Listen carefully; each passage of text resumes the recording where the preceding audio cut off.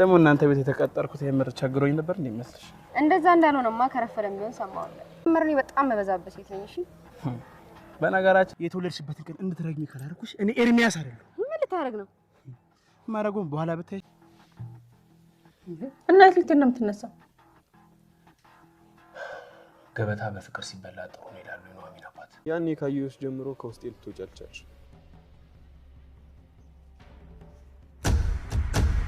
ወይዘሮ ዝናሽ እቤትም ወጣላት ደግሞ እቤትም መውጣቷም ደግሞ አርፋ አልቀመጥ ያለችው ወይዘሮ ዝናሽ ደግሞ ወደ ኑሐሚን ቤት ማምርታ ነበር።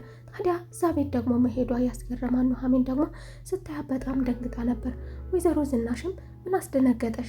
ስትመለከችኝ የደነገጥሽ ትመስያለሽ፣ ለዛውም በዚህ ቤት እንዴት ትመጣለሽ ብለሽ ትገምቻለሽ እያለች ነበር። አዎ እዚህ ቤት መምጣትሽ አስገርሞኛል እኮ እንዴት ልትመጪ ቻልሽ? በማለትም ኑሐሚንም ጠይቃት ነበር። ታዲያ ወይዘሮ ዝናሽም ደግሞ ስትናገር እቤት ብቻ ሳይሆን አሁንም ደግሞ ወጣችሁ ሰላም አልሰጣችሁኝም ስትልም ደግሞ አርፋ መቀመጥ እንዳልቻለች ትነግራታለች።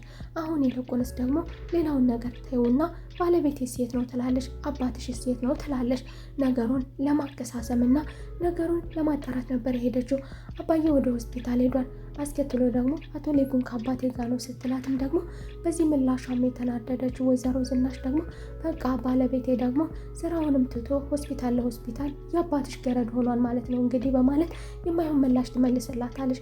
የመጣሽው ለዚህ ከሆነ አሁን በክብር ቀጥ ብለሽ ውጪልኝ በማለት እንግዲህ ስታመናጭቃት የነበረችው ወይዘሮ ዝናሽን በክብር እንድትወጣላት ጠይቃታለች። ታዲያ ወይዘሮ ዝናሽን አንቺና ልጅሽ ግን ምንድን ያደረጓችሁ? አንድ ቀን እንኳን ጥሩ ፊት ሰጥታኝ አታውቅም ልጅሽ ከዛ ቤት በተቀመጥኩባቸው ጊዜያቶች። ቆይ ምንድን ነው የምትፈልጉት? ስትልም ደግሞ ወይዘሮ ዝናሽ ታዲያ ብልግናሽ እንዳይገባባት በማለት ይሆናል ብላ የማይሆን ሀሳብ አንስታ ነበር። ታዲያ በዚህ በተሳሳተ አስተሳሰቧ ደግሞ ልክ ልኳን ሰጥታታለች። ታዲያ ደግሞ ያደረግሽው ነገር ደግሞ አንቺ የሚዘነጋ መሰለሽ እንዴ? አሁን እኔ ምንም አይነት የደበኩ ጉድ የለኝም። ነገር ግን ያንቺን ጉድ በአንድ የስልክ ጥሪ ሁሉንም ነገር መዘግዘግ እችላለሁ በማለት አስደንግጣት እንግዲህ ወደ ቤቷ መልሳታለች። ወይዘሮ ዝናሽን በማፍጠጥ ይህንን ነገር ዘንግተው ነበር። ሰላም ጤና ይስጥልኝ ውድና የተከበራችሁ የቻናል ቤተሰቦች እንደምን አላችሁ? ሁላችሁም በያላችሁበት የዓለም ዳርቻ ሰላማችሁ ብዝት ይበልልኝ። ለቤቴ አዲስ ከሆናችሁ የደወል ምልክቷን በመጫን ቤተሰብ ይሁኑ። ወይዘሮ ዝናሽ እንግዲህ ይህንን ልጇን ወደ ቤቷ በማምጣቷ የተለያዩ ችግሮች ላዩ ላይ እያንዣበበባት ይገኛል። በመጀመሪያ ከተዳሬ ጋር እንዳለጋች የሚል አስፈሪ ነገር ይታያታል። አስከትሎ ደግሞ ሴቷ ልጇ የብቸኛዋ ልጇ ደግሞ ወደ ሌላ ነገር እያመራች ትገኛለች። ይህ ነገር አሳሳቢና አስደንጋጭ እየሆነባት መጥቷል። ልጇ መሆኑን ባለመናገሩ ብቸኛዋ ሴቷ ልጇ ደግሞ ወደ ሌላ ነገር እና ወደ ሌላ አመለካከት እየገባች እንደሆነ አክቷ፣ ባህሪዋ፣ ሁሉ ነገሯ ያስታውቃል። በሌላ በኩል ደግሞ የኑሐሚን ሰላም ማግኘትና አዲስ ቤት ውስጥ መግባት ሰላም የነሳት ኤደን ደግሞ እያንዳንዳቸውን ጥላቶቿ እየተባሉትን በሙሉ ወደ ቤቷ ትልክላታለች። ታዲያ ኤደንም ይህንን የተናገረችው ለእናቷ ነበር። ወደ እናቷን በመሄድ አዲስ ነገር እንዳገኘች ትናገራለች። አዲስ ነገር ያስደስትሽ አያስደስትሽ ባላውቅም ግን በማለት እነ ኑሐሚን ቤት እንደተገዛላቸውና አዲስ ቤት አግኝተው ከዛ ቤት እንደለቀቁ ትነግራታለች። ታዲያ ወይዘሮ ገነትም ደግሞ እንግዲያውስ አሁኑኑ ወደ ባለቤቴ ወደ አቶ ተሰማ እሄዳለሁ፣ በቃ ባሌ ናፍቆኛል በማለት ሙጭጭ ብላለች። ኤደንም ደግሞ አልገባኝም እናቴ ተረጋጊ፣ በጣም እየገረመኝ ነው ባህሪሽ ትላለች። ያለ ልክ እስኪ አትጠጪ ትላለች። መጠጣቷም ለኤደን ሰላሟን ነስቷታል። ምክንያቱም የሚጠጣ ሰው ይበዘብዛል፣ አያስብም፣ አይጨነቅም። እንዲሁም ደግሞ በገባችና በወጣች ቁጥር ደግሞ ኤደንን ልጇን ብር ስጪኝ እናም ደግሞ ያንን ብር ከልጇ እየሞለጨች ለመጠጥ ለዚህ ለአልኮል ነገር ለአረቂዋ ታደርጓለች። የእናቷ በዚህ ሁኔታ ላይ መሆን ደግሞ ኤደንን ረብሿታል። እናቴ ባክሽኝ ተቀየሪ፣ ለመሆኑ ወደ እነሱ ቤትስ እሄዳለሁ ብትይ በዚህ ባህሪሽስ እንዴት ነው ከእነሱ ጋር መኖር የምትችይው? ስትልም ደግሞ እናቷንም ለመመለስ ሞክራ ነበር። በሌላ በኩል ደግሞ ኑሐሚንን እንዴት አድርጌ ሰላሟን እንደምነሳ አሳይሻለሁ ትላለች።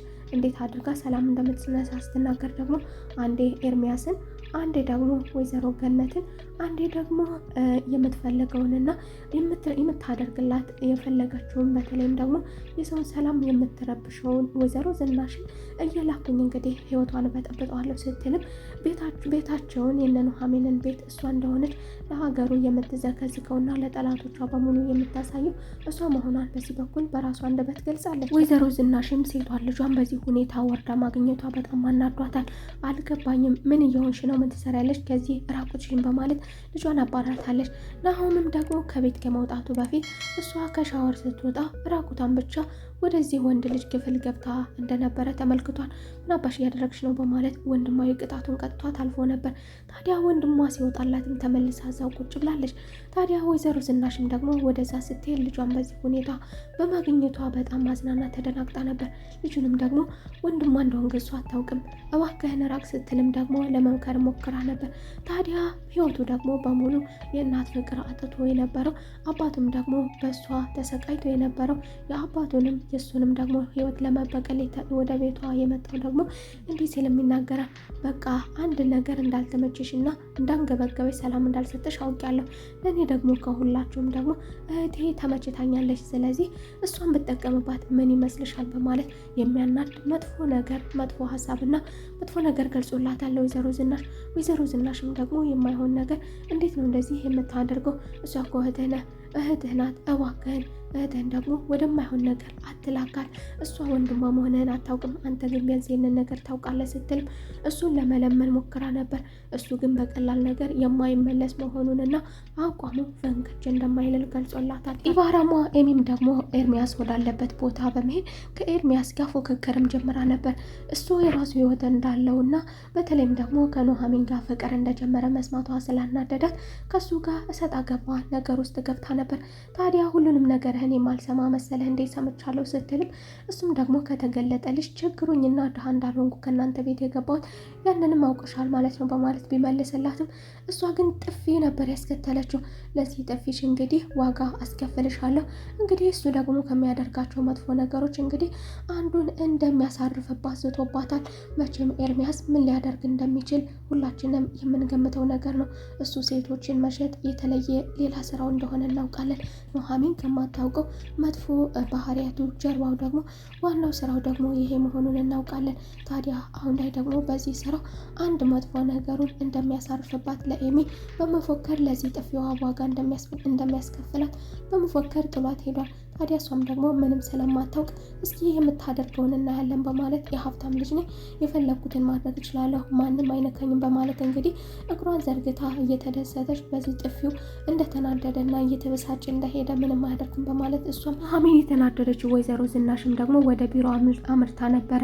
ምክንያቱም ወደ ቢሮ ያመራችበት ምክንያት ደግሞ ስራውን ትቶ ባለቤቴ ወደ እነሱ ወደ ሆስፒታል ለሆስፒታል አቶ ተሰማን ይዞ እየተሽከረከረ ነው በማለት በዚህ የተበሳጨች ነበር ወደ ቢሮ ያመራችው። ታዲያ ወደ ቢሮም ስታመራ ደግሞ ናሆምን አግኝታው ነበር። ናሆምን እዛ ቦታ ላይ በማየቷ በእጅጉ ተደስታለች። ከነበረበት የማይረባነት ተቀይሮ ቢሮ ላይ በመቀመጡና ኃላፊነት የሚሰማው ሰው በመሆኑ ደስታዋን ብትገልጽለትም እሱ ግን ደስታዋን ደግሞ በደቂቃዎች አብሮባታል።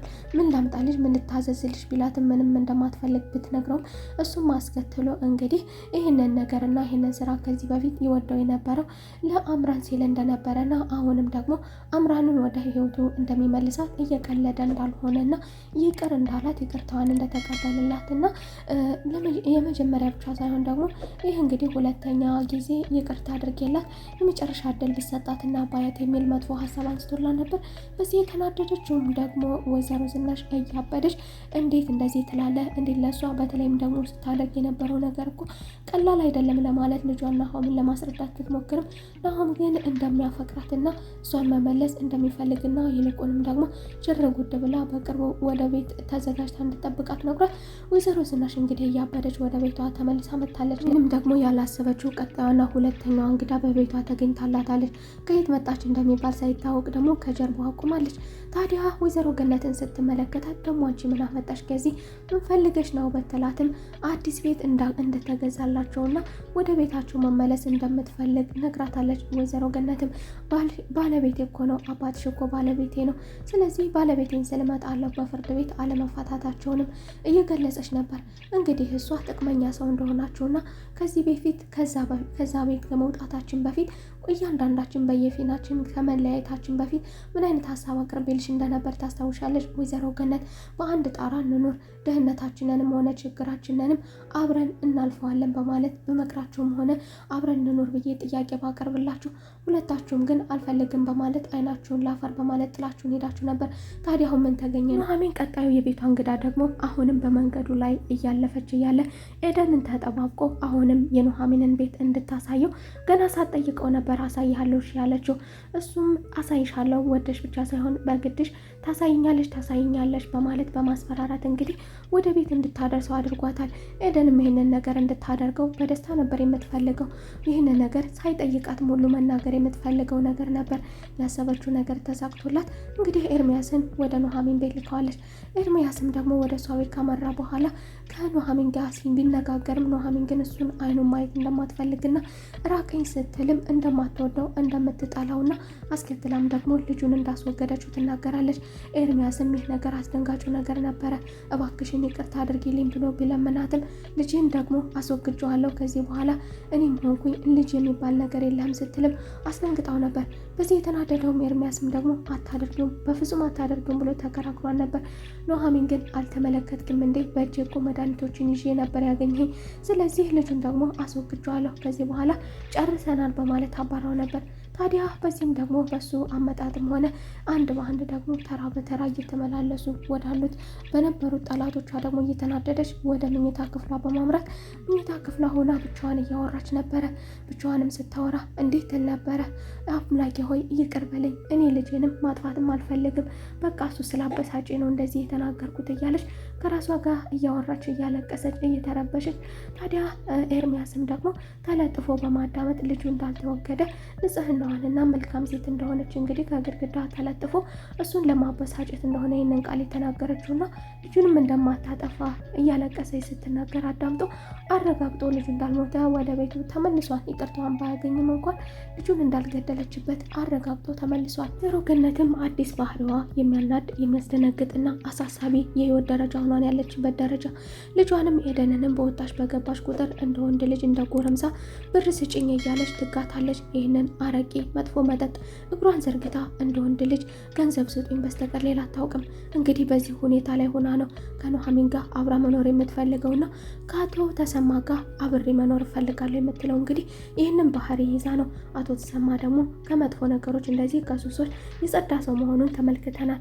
ወይዘሮ ገነት ከሱ ጋር አብሬ እኖራለሁ ብትልም በሌላ በኩል ደግሞ ኤደን ልጇ እናቴ በዚህ ባህሪ ሽኮ ከነሱ ጋር መኖር የምትች አይደለሽም፣ እባክሽን እናቴ ከዚህ መጥፎ መጠጥና ከዚህ አረቂሽ በተለይም ደግሞ እንድታገግም የነሱን ማግኘት ከፈለግሽ ከማንም ጋር በዚህ ባህሪሽ መኖር አትፈልጊም ስትልም አስከፊውን ነገሯን ደግሞ ገልጻላታለች። ወይዘሮ ዝናሽም እቤት በወጣች በገባች ቁጥር ይሄ ልጅ ማን ጋር ያወራ ይሆን በማለት ለልጆቿ አንድም ደግሞ ሚስጥሩን ይናገር ይሆን፣ በሌላ በኩል ደግሞ ሴቷን ልጅን ደግሞ ወደ ሌላ መንገድ እያመራብኝ ነው፣ ልቧን ይሰብርብኝ የሚሆን የሚል ሌላ አስተሳሰብ አላትና በወጣች በገባች ቁጥር ትጨነቃለች።